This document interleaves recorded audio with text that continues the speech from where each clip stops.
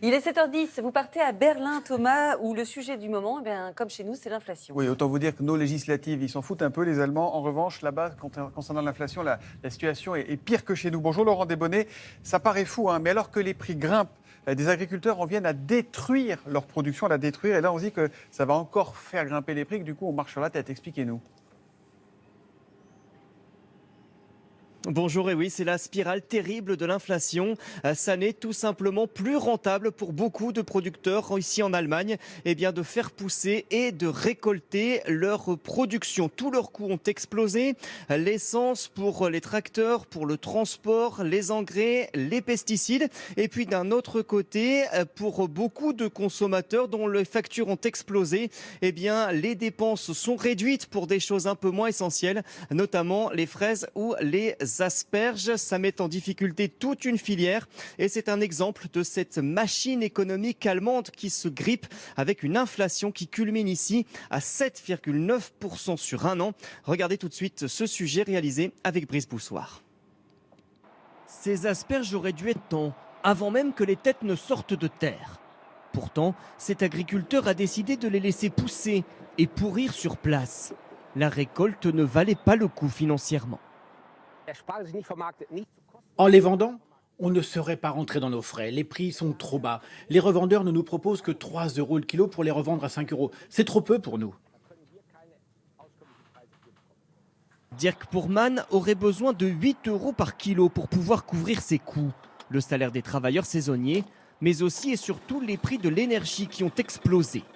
Et il ne peut pas compter sur un geste des chaînes de supermarchés qui restent accrochées à leur marge et constatent une baisse des ventes en ces temps d'inflation.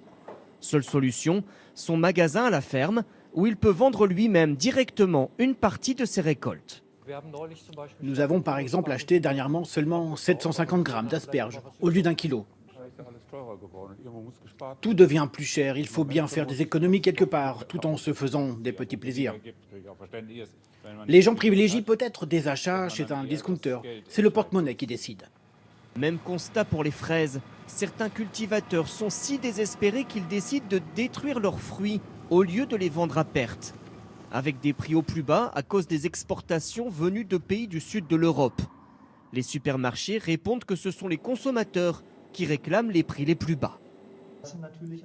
Ce sont des problèmes que le secteur ne peut résoudre tout seul. Nous sommes face à un dilemme entre la volonté des consommateurs et les prix qui augmentent. Une spirale inflationniste qui incite donc déjà de nombreux agriculteurs allemands à réduire leur production. Laurent Desbonnets, on vous retrouve en direct de Berlin. Bon, alors, est-ce que chez vous, on a trouvé la formule magique? Comment on lutte contre l'inflation? Est-ce que vous avez la solution que tout le monde cherche? Ou au moins des pistes?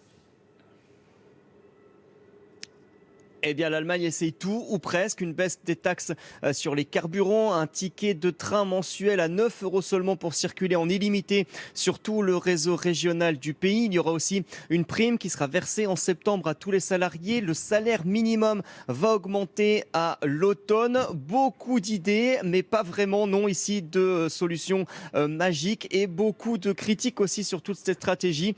Certains redoutent un cercle vicieux en augmentant notamment les salaires. Ça va encore augmenter les coûts pour les entreprises qui, du coup, seront tentées pour beaucoup d'augmenter à nouveau leurs prix. Merci beaucoup à vous, Laurent Desbonnets, en direct de Berlin.